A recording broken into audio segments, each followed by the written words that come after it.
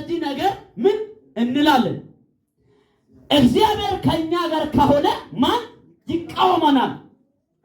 ለገዛ ልጁ ያልራራለት ነገር ግን ስለ ሁላችን አሳልፎ የሰጠው ከእርሱም ጋር ደግሞም ሁሉም ነገር እንዳየው እንዴት አይሰጥንም? እግዚአብሔር የመረጣቸው ማን ይከሳቸዋል? የሚያጠቅስ እግዚአብሔር ነው። የሚኮንንስ ማን ነው? የሞተ ይልቁንም ከሞታን የተነሳ በእግዚአብሔር ቀኝ ያለው ደግሞም ስለኛ የሚማልድ ክርስቶስ ኢየሱስ ነው። ከክርስቶስ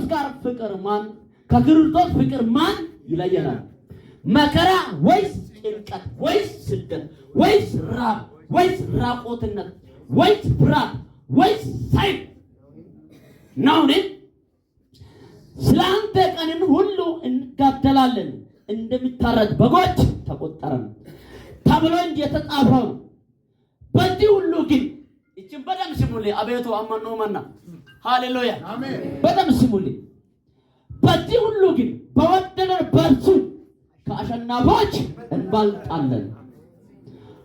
ሞት ቢሆን ሕይወትም ቢሆን መላእክትም ቢሆን ግዛትም ቢሆን ያለውም ቢሆን የሚመጣው ቢሆን ኃይላትም ቢሆን ከፍታም ቢሆን ዝቅታም ቢሆን ልዩ ፍጥረታትም ቢሆን በክርስቶስ ኢየሱስ በጌታችን ካለው ከእግዚአብሔር ፍቅር ሊለየን እንዳይችል ተረድቻለሁ።